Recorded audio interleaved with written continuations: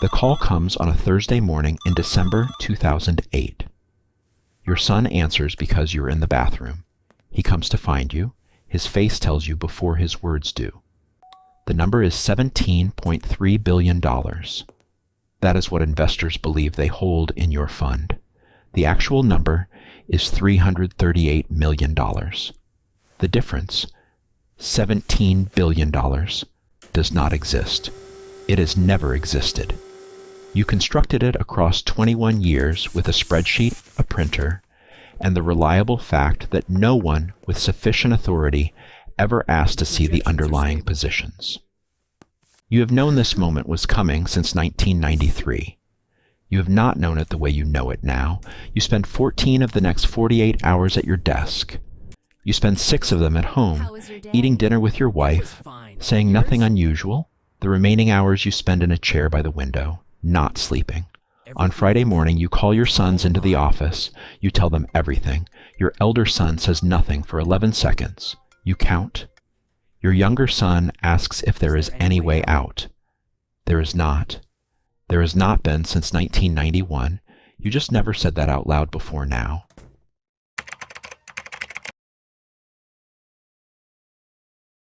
You are 23 years old.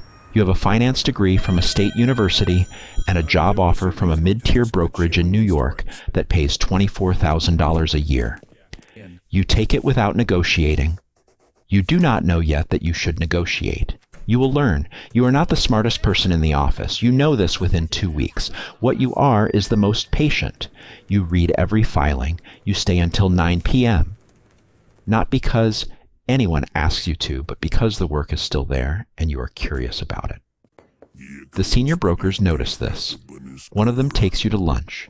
He says the market rewards 2 kinds of people, the ones who are right and the ones who make other people feel like they are right. He says the second category is larger and more stable. You spend 7 years learning both. By 1987, you have 31 private clients, a small advisory book, and a name that is beginning to mean something in a modest radius. You have built this correctly. Every number is real. Every return is real. Every confirmation is real. This is the version of you that exists for exactly 7 more years.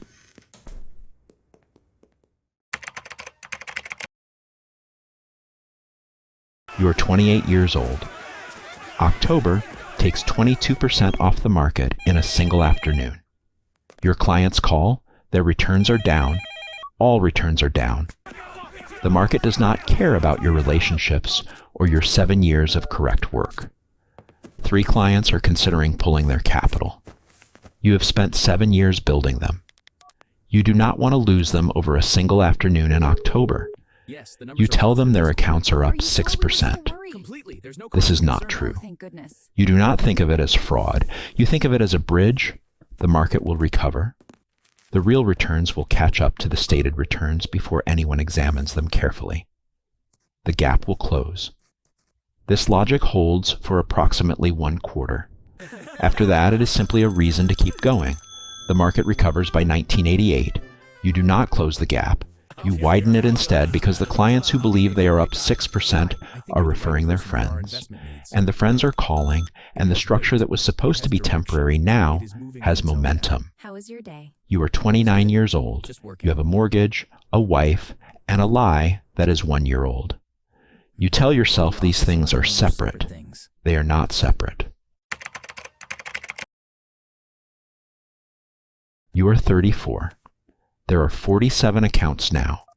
Stated value, $280 million. Actual value, $51 million. The gap is $229 million. And you track it in a private spreadsheet on a locked computer on the 17th floor that 2 people have ever entered, one of whom is you. You have built a strategy on paper. Split strike conversion, an options collar approach sophisticated enough to sound credible to institutional allocators, simple enough that no one demands to see the actual trade confirmations. When they do ask, you produce them. You print them yourself. The printer costs $340. It will eventually be entered into federal evidence. The returns you report are consistent, 10 to 12% annually, regardless of market conditions. Never 18, never 6. Consistent. You understand, because you are not an unintelligent man, that this is the tell. Markets do not produce consistent returns. You are not in the market. You are in the business of manufacturing consistent returns on paper, which is a different business, and one you are, by now, very good at. The feeder funds find you. Firms whose purpose is to source capital and place it with managers who produce results. They take 1 to 2% off the top. They do not ask how you produce the returns. They have decided they do not need to know. New money arrives monthly. The monthly inflow exceeds the monthly redemptions. This is all the machine requires, more coming in than going out. It does not require truth. It requires a number that grows and a printer that works. You are 40. Stated assets, $3.1 billion. You are in every serious financial conversation in New York, Palm Beach, Geneva. The name that 7 years of correct work built is now attached to something that has not been correct for 12 years. No one can tell the difference from the outside. This is the thing you did not expect to discover about people. They do not look closely at things that are producing results. You give to charity, genuinely, approximately $19 million over the decade to hospitals, universities, causes your wife cares about. The giving is not strategic. It simply happens to function strategically, the way authentic generosity often does for people whose character is otherwise compromised. The SEC examines you in 1992 and again in 1999. Both times they find nothing definitive. In 2000, an analyst at a rival firm submits a 17-page memo to the SEC describing your operation with technical precision. The memo identifies the split strike strategy as mathematically incapable of producing your reported returns. The memo is correct on every point. The SEC does not follow up adequately. You read about the memo in 2001. Someone shows it to you casually as an industry curiosity. You read it twice. You place it in your desk drawer. You do not sleep for 4 days. Then you sleep fine. The capacity of a person to normalize an emergency is larger than you would have guessed at 23, sitting in that brokerage office, reading filings until 9 p.m., believing the work was the thing. You are 45. Stated assets, $13.2 billion. Actual assets, $233 million. The gap is $12.97 billion. You track it every morning. It has become a ritual, the way other men check the weather. You have stopped modeling exits. An exit requires unwinding positions that do not exist, returning principal that was spent, explaining a gap that has no explanation a court would accept. The window for a manageable exit closed in approximately 1994. You were 35 years old. You knew this then. You did not stop.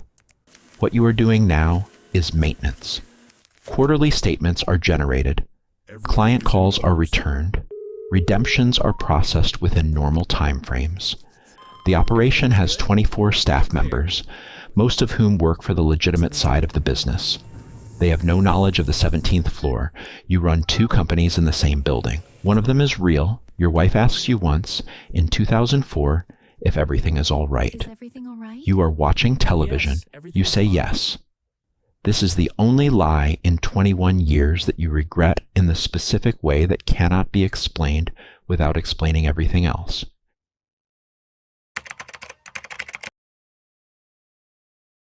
You are 48. Credit tightens. The feeder funds that placed capital with you are facing their own redemptions and need liquidity. In 8 months, $1.7 billion is pulled from your fund. You process every redemption. You're now holding $47 million in actual assets against $14.8 billion in stated liabilities. You raise $900 million in new commitments in Q1 2008. You pay the backlog. You're at $140 million. In September, Lehman files for bankruptcy. Redemption requests arrive at a rate the inflow cannot cover. By October, you are processing redemptions against a balance that does not exist, using incoming capital from investors who do not know they are paying the exit costs of investors who are leaving. You begin writing a number on a notepad each morning. The number is what you would need to make every account whole. In October, it is $16.4 billion. In November, it is $16.9 billion. You stop writing it down in December. The notepad is later entered into evidence.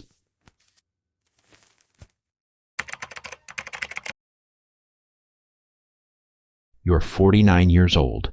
You confess to your sons on Friday morning, December 12th. On Monday the 15th, 2 FBI agents come to your apartment. You tell them the investment advisory business is a fraud. They ask since when. You say since the beginning. This is not entirely accurate. The beginning was 7 correct years.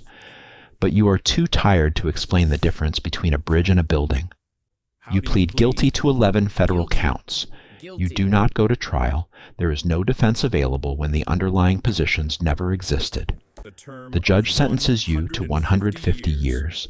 The courtroom holds 200 of your investors. Some are crying. Most are not. You are 49 years old and you will serve the rest of your life in federal custody. The 150 years is not a sentence. It is a number. After 21 years, you understand numbers better than anything else. The net loss to investors is $17.3 billion. The recovery effort, conducted over 15 years through litigation and asset clawbacks, returns $14.7 billion. This is considered extraordinary.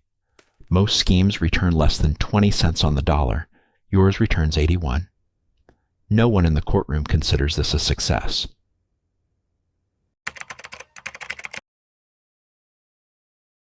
The bookkeeper knew. The feeder fund managers are indicted in sequence. Your wife is not charged. She moves. She does not speak publicly. The locked office on the 17th floor is photographed the day after your confession. A desk, a computer, a printer. The printer cost $340. It produced $17 billion in paper wealth across 21 years. You die in federal custody in 2021. The room is empty now. The number remains.